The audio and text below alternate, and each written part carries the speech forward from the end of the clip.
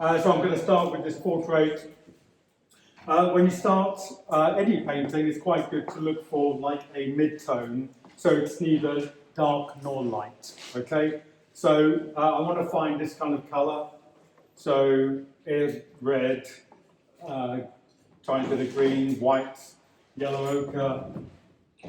Mix those colours up. Tiny bit more green, tiny bit of yellow. And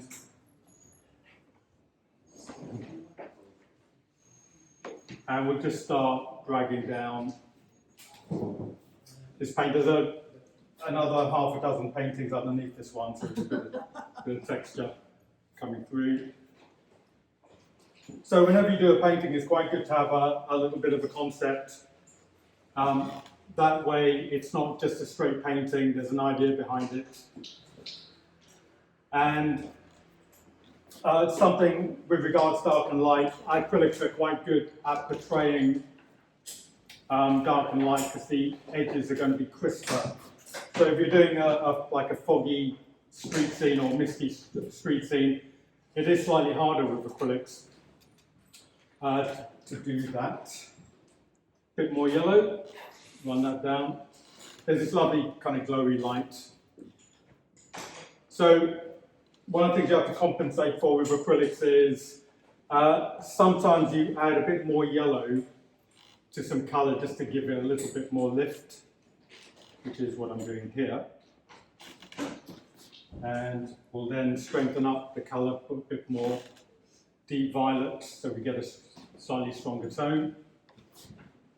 So essentially what I'm trying to do, or what I'm going to try to do, is really not worry too much about the portrait, but worry about the light.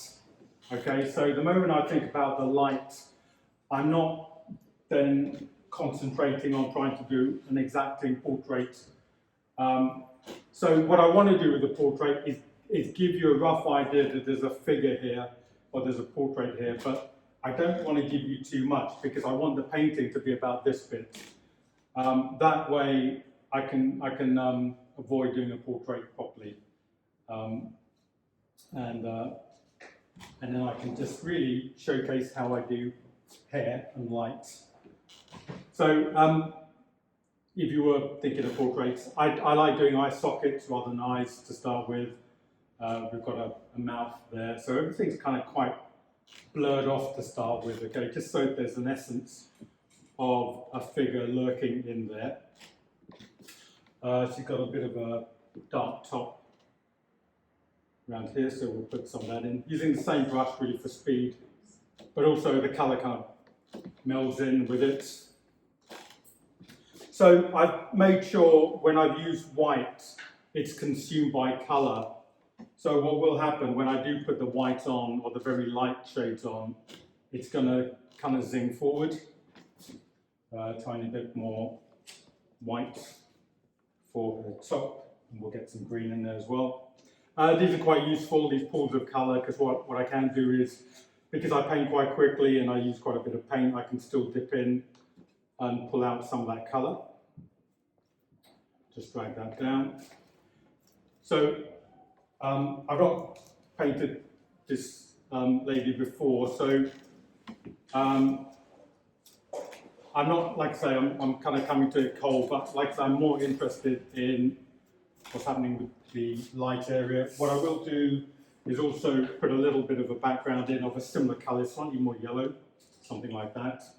So nice thing is all the colours are kind of, they kind of blend in a little bit, which is good. More yellow there. So really I'm building up to the finale of the thing with the strong lights. More of this around here. And something around here. So just before the excessive light goes on, just going to add a bit of blue with this. I just want the colour to change slightly so it goes a bit cooler.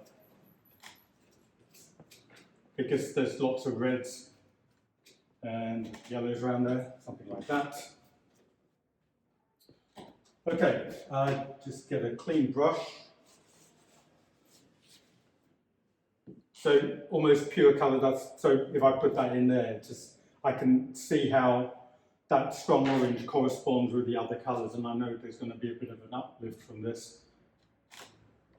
So if I put that on, maybe with some yellow, I'm going to get this really zingy colour coming through. So if I was doing landscapes in a similar way, I'd want to do the same thing. Just have the colour really super strong, super saturated. I can tone it down with maybe some Mars red, so something like the terracotta brown. And just drag some of this colour in. So like I say, what I'm building to is the strongest bit of light. Something like that. And I can do this slightly haloed effect around here, around there, and anything else I can do. And we'll get the strong yellow coming through as well, the strong yellow. So this is why it's quite good to have a plan, so you don't stop halfway and think, like, what was I doing? So you try to maintain the plan. Okay, so lots of white in with my strong colour. A bit more yellow. So where this colour's been brushed, I want this to be fairly neat, so when I drag it, I kind of get the strength of the rich paint, and also kind of saturated white and yellow.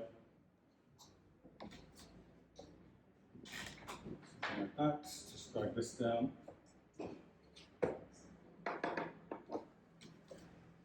Stand back. So really what you get to enjoy is the nature of paint and what it can do, and not worry too much that it should be a portrait.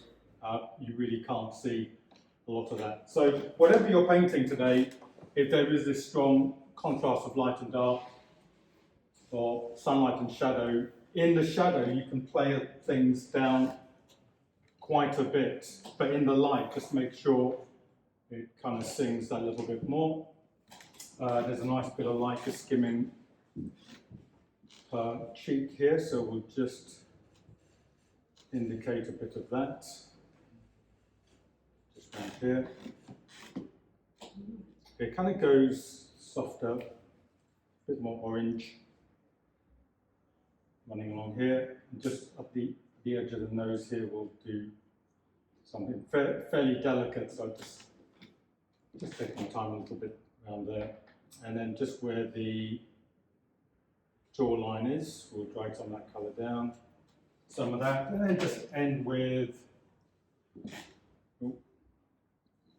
some strong white, just catching the shoulder,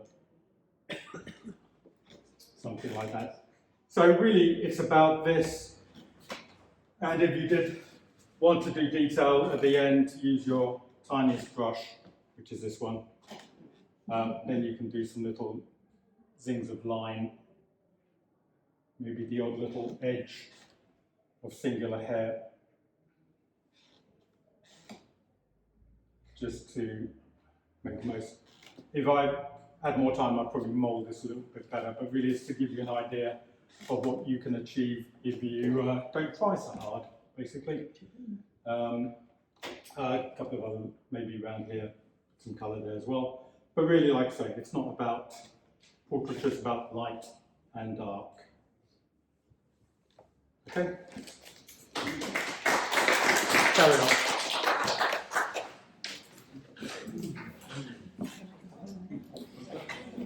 Decisions. I was looking at light and dark, because I've seen other painters do really cool things with different, some of these pieces really awful, like the colours, some of them do really spooky blue, if you've got the ridges there, it's a bit purple, specific, but then that could be right.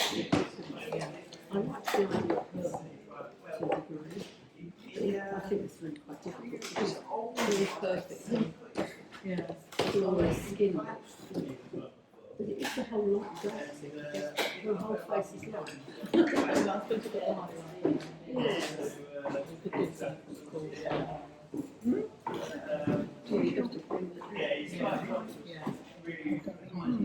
So after all these things vivid, blue, so high horses. That doesn't mean I like the sound. yeah.